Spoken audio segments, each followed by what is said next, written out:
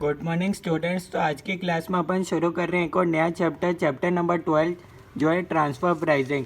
मैं आपको बता दूं ये चैप्टर पूरा प्रैक्टिकल बेस्ड है, तो इसमें आपको ऐसा नहीं है कि थ्योरी याद रखनी पड़ेगी, ऐसा कुछ नहीं है। तो सबसे पहले आज की क्लास में अपन डिस्कस करेंगे कुछ basic concepts related to transfer pricing. आखिर क्या होता है ट्रांसफ़र प्राइसिंग, आज की तारीख में इसकी क्या इंपॉर्टेंस है, ये सारी चीज़ें अपन डिस्कस करेंगे आज की क्लास के अंदर।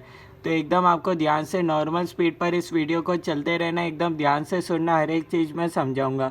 आज की क्लास बहुत इंपॉर्टेंट है क्योंकि आज का फर्स्ट लेक्चर में आपको कुछ बेसिक कंसेप्ट्स बताऊंगा जो कि नेक्स्ट क्लास के अंदर आपके काम में आएंगे। ठीक है, तो सबसे पहले अपन समझते हैं। देखो, आप कोई भी बिजनेस कर रहे हो, आपका मेन ऑब्जेक्टिव तो लास्ट में यही होता है प्रॉफिट। भले आप बोलते हो कि आपका बिजनेस कोई स्टार्टअप है वगैरह कुछ भी है, पर लास्ट में आपका मेन ऑब्जेक्टिव क्या रहता है? पैसे कमाना। ठीक है, प्रॉफिट। अब प्रॉफिट होता क्या है? सेल्स, जितना आप सेल्स कर रहे हो उसमें से टोटल एक्सपेंस सारे खर्चे माइनस कर दो, वो लास्ट में क्या बचता है? प्रॉफिट आता है। ठीक है, तो अब सेल्स का एक बेसिक एस्पेक्ट होता है जो कि सेलिंग प्राइस होता है। बस यहाँ सेलिंग प्राइस से रिलेटेड ही बात होगी। सेलिंग प्राइस होती है, दो कैटेगरी में डिवाइड करते हैं अपन इसको। एक होता है एक्सटर्नल सेलिंग प्राइस और एक होता है internal selling price. External selling price तो आप जानते ही हो, मार्केट प्राइस पर जो सेल करते हैं उसमें तो कोई दिक्कत होती नहीं है। अब एक कंसेप्ट आता है internal selling price. Internal selling price को ही अपन बोलते हैं ट्रांसफ़र प्राइस। ठीक है, यानी कि एक डिपार्टमेंट को दूसरे डिपार्टमेंट को गुड्स एंड सर्विसेज सप्लाई करना है, तो वो क्या मार्केट प्राइस पे तो सप्लाई कर नहीं सकता। ठीक है, वो ट्रांसफ़र प्राइस पर सप्लाई करता है। ठीक है, अब ट्रांसफ़र प्राइस कितने तरह की होती है, कैसे अपन डिवाइड, मतलब कितने टाइप्स क्या होता है, ये सब अपन समझेंगे। उससे पहले अपन एक एग्जांपल लेते हैं। आज का प्योर क्लास कंसेप्ट क्लास है, तो आज अपन सारे कंसेप्ट ही पढ़ने वाले हैं। एग्जांपल लेते हैं, जैसे कि अपन राजस्थान से हैं, तो अपन क्या करें? सरस डेयरी सबसे ज़्यादा पॉपुलर है ही राजस्थान के अंदर, सरस डेयरी है। ठीक है, उसमें दो डिपार्टमेंट मान लेते हैं, एक है मिल्क डिवीज़न और एक है कर्ड डिवीज़न। ठीक है, तो अब क्या कर्ड दही कैसे बनता है? दही को बनाने के लिए मिल्क की ज़रूरत होती है। ठीक है, तो अब ये क्या कर्ड डिवीज़न क्या अलग से खरीदेगा क्या? मान लो सरस डिपार्टमेंट के अंदर दो डिवीज़न है, मिल्क डिवीज़न है और एक है कर्ड डिवीज़न। तो अब कर्ड दही बनाने के लिए क्या होता है? मिल्क की ज़रूरत है। अब क्या कर्ड डिवीज़न क्या अलग सरस, मतलब इस डिवीज़न के अलावा कहीं बाहर से दूसरे ऑर्गेनाइजेशन से खरीदेगा क्या मिल्क? ऐसा तो है नहीं।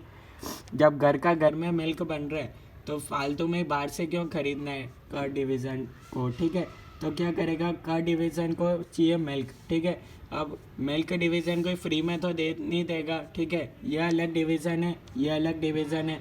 तो एक डिपार्टमेंट दूसरे डिपार्टमेंट को गुड्स एंड सर्विसेज भले ही मार्केट प्राइस पे नहीं देगा, पर उसके बदले कुछ पैसे तो लेगा ही। ठीक है, तो कुछ कंसिड्रेशन लेगा, उसी कंसिड्रेशन को अपन बोलते हैं ट्रांसफ़र प्राइस। ठीक है, यानी कि एक डिपार्टमेंट दूसरे डिपार्टमेंट से जितना चार्ज करेगा उसको अपन बोलते हैं ट्रांसफ़र प्राइस। यानी कि आप बोल सकते हो ट्रांसफ़र प्राइस को price charge for internal transfer is called transfer price.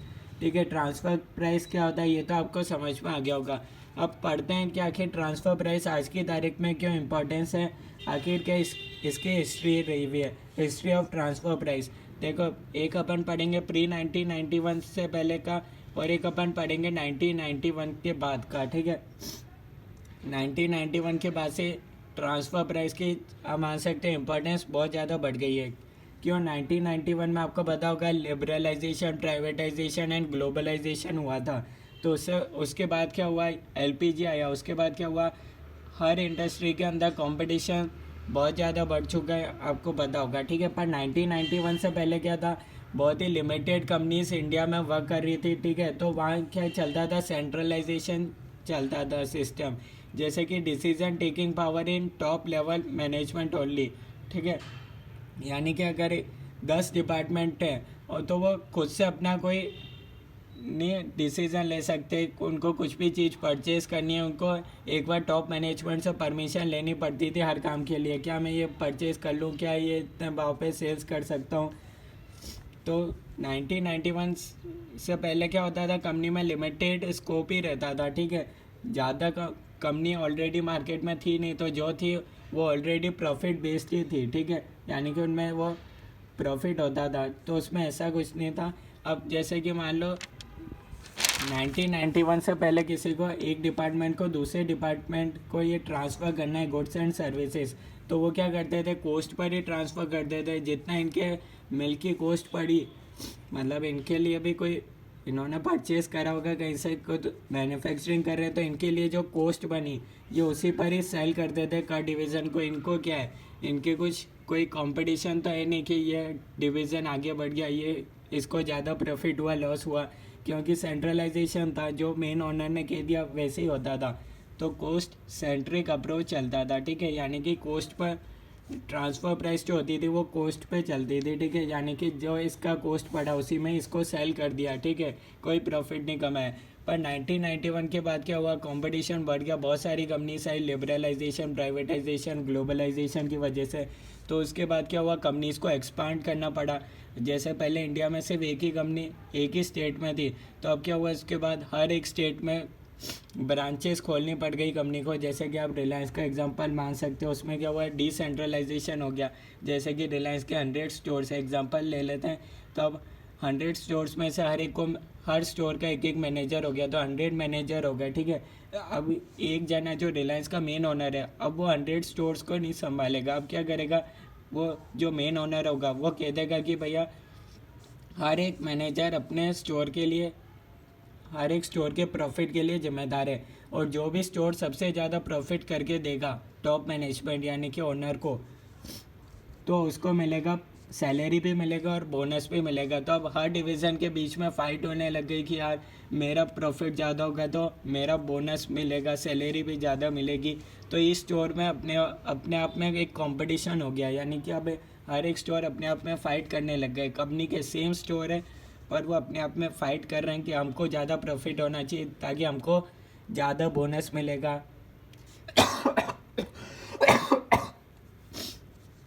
तो वो अब प्रॉफिट कैसे बढ़ेगा, ठीक है।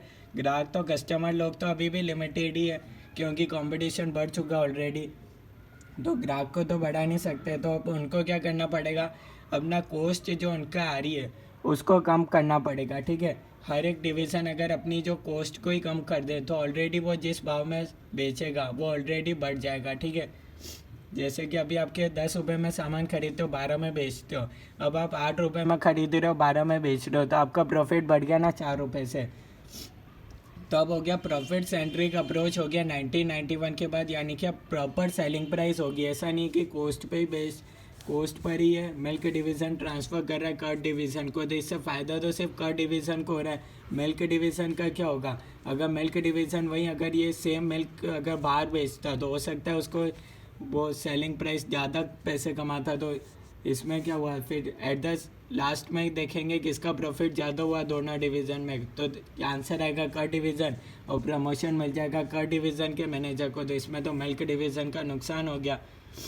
तो ये आपको समझ में आ गया होगा, यह कहानी, ठीक है। अब और डिटेल में पढ़ लेते हैं सेंट्रलाइज्ड ऑर्गेनाइजेशन, जैसे कि उसी एग्जांपल को कंटिन्यू करते हैं सरस का, ठीक है। थोड़ा सा डिटेल एग्जांपल देख लेते हैं। जैसे कि अब थोड़ा सा एग्जांपल को बढ़ाते हैं, एक हो गया मिल्क डिवीज़न, एक हो गया कर्ड डिवीज़न, एक हो गया बटर मिल्क डिवीज़न, ठीक है। मिल्क डिवीज़न का प्रोडक्शन कैपेसिटी है 10,000 लीटर, ठीक है, साल का मान सकते हो। अब क्या है, कर्ड डिवीज़न को ज़रूरत पड़ गई 2,000 लीटर की, तो मिल्क डिवीज़न क्या करेगा, कर्ड डिवीज़न को ट्रांसफ़र कर देगा सेंट्रलाइज्ड, यानी कि 1991 से पहले क्या होता था, एट द पोस्ट पर ही आप ट्रांसफ़र कर दो, जो मिल्क डिवीज़न के जितने भाव में मिल्क पड़ा उतने भाव में कर्ड डिवीज़न को वो मिल्क ट्रांसफ़र कर दो 2,000 लीटर उस रेट से। अब कर्ड डिवीज़न, अब आगे बटर मिल्क डिवीज़न को कर्ड की ज़रूरत है, तो क्या करेगा, कर्ड डिवीज़न ट्रांसफ़र करेगा बटर मिल्क डिवीज़न को। जैसे कि बटर मिल्क डिवीज़न को ज़रूरत है 1,000 लीटर कर्ड की, तो ये division, curd division buttermilk division को ट्रांसफ़र कर देगा at the rate of cost, जो कॉस्ट में पड़ा है इसमें, क्योंकि यहाँ कोई डिवीज़न के बीच में कंपटीशन नहीं था कि कौन सा डिवीज़न ज़्यादा प्रॉफिट कमा के देगा, उस हिसाब से मैनेजर को बोनस मिलेगा, ऐसा कुछ नहीं था 1991 से पहले, क्योंकि ऑलरेडी बहुत कम कंपनी ऑपरेट करती थी इंडिया के अंदर, ठीक है। पर बाद में क्या हुआ, डिसेंट्रलाइज सिस्टम आया, यानी कि प्रॉफिट सेंटर। अब साहब जिसका प्रॉफिट ज़्यादा होगा तीनों डिवीज़न में उसको बोनस मिलेगा। ठीक है। तो अब हर डिवीज़न चाहता है यार मैं इसको फालतू हर डिवीज़न को 2000 लीटर ऐसे कॉस्ट में क्यों दूँ। अगर ये मिल्क डिवीज़न बाज़ार में बेचेगा तो ऑब्वियसली ज़्यादा प्रॉफिट तो हो गई।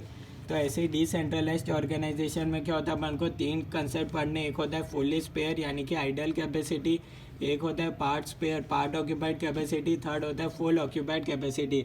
तीनों वर्ड से बिल्कुल समझ नहीं आ रहे, इसलिए अपन तीनों को एग्जांपल से समझेंगे। ठीक है, क्या होता है फुल स्पेयर आइडल कैपेसिटी में क्या होता है, वही एग्जांपल कंटिन्यू करते हैं। सरस है मिल्क डिवीज़न और कर्ड डिवीज़न। ठीक है, सिर्फ 2 डिवीज़न मान लो जो ट्रांसफ़र कर रहा है, जैसे कि यहाँ इसको बोलते हैं ट्रांसफरर और एक को बोलते हैं ट्रांसफरी। ठीक है, अब मिल्क डिवीज़न का प्रोडक्शन कैपेसिटी है 10,000 लीटर। ठीक है, मार्केट में डिमांड है 8,000 लीटर की।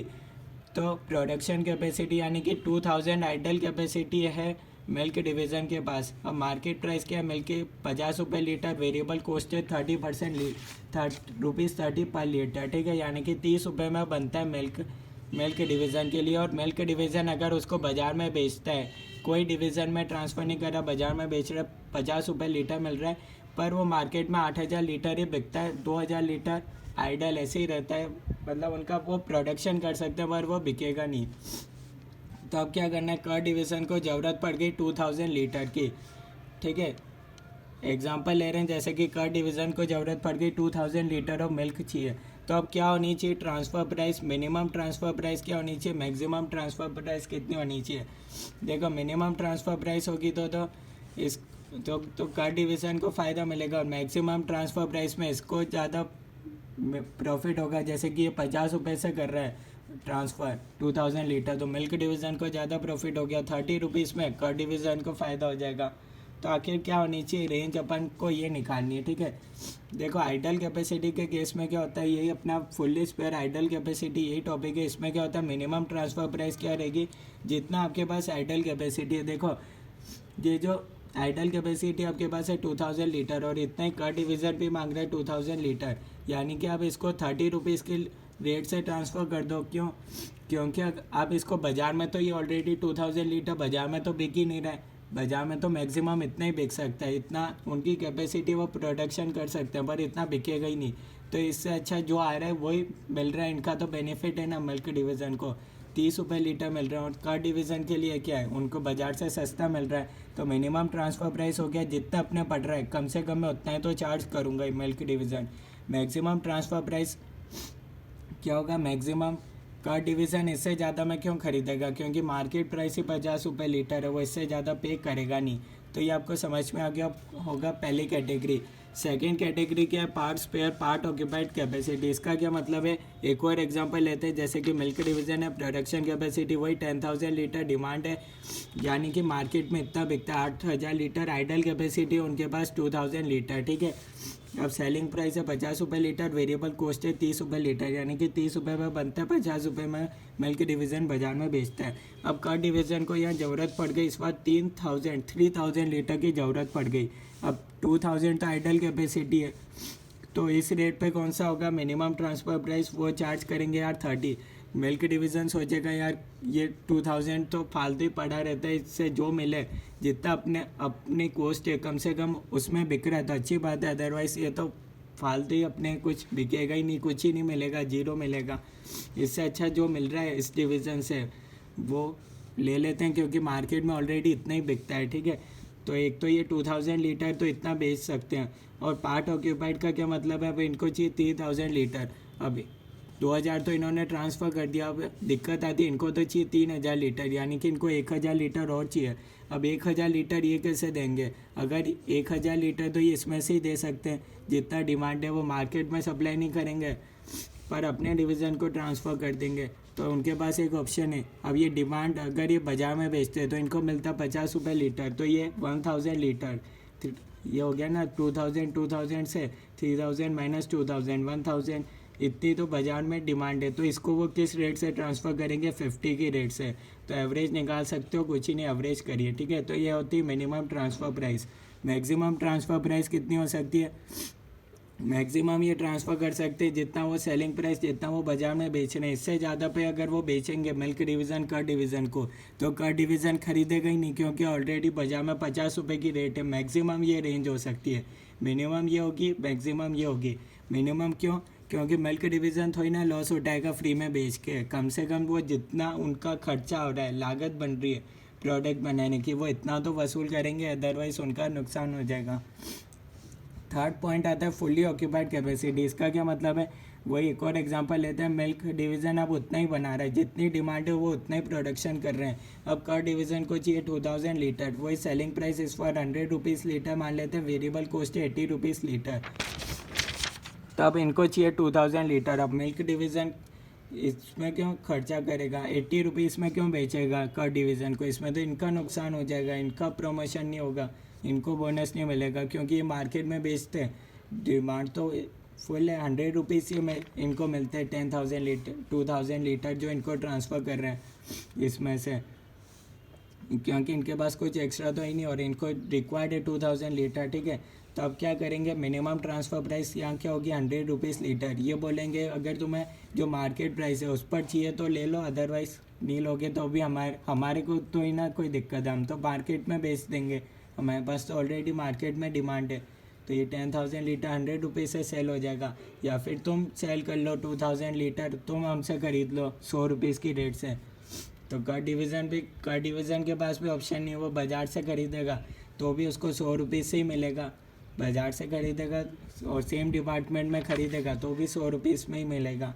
ठीक है, तो इसको बोलते हैं फुल्ली ऑक्यूपाइड कैपेसिटी। तो डिसेंट्रलाइज्ड होने के बाद ये इस तरीके से ट्रांसफ़र प्राइस होने लग गई, यानी कि प्रॉफिट ओरिएंटेड होने लग गया जो ट्रांसफ़र प्राइस है। यानी कि आज की तारीख में कोई भी डिवीज़न अपना नुकसान नहीं करता दूसरे डिवीज़न, भले वो एक कंपनी का, सेम कंपनी के 2 डिवीज़न है, पर दोनों अपने आप में फ़ाइट कर रहे हैं कि हमारा प्रॉफिट ज़्यादा हो, हमारा प्रॉफिट ज़्यादा हो। ठीक है, तो यहाँ तक आपको समझ में आ गया होगा। नेक्स्ट क्लास के अंदर अपन चलेंगे, इसके आगे नए कंसेप्ट अपन पढ़ेंगे, पर आज की पूरी क्लास थी कंसेप्ट ओरिएंटेड। तो यहाँ तक आपको कोई डाउट है कमेंट्स में बता सकते हो, बस जितना समझा आपको उतना समझ में आ जाना चाहिए, अदरवाइज़ आगे की क्लास आपको समझ नहीं आएगी अगर आपको आज की क्लास समझ नहीं आई तो मिलते हैं नेक्स्ट क्लास के अंदर।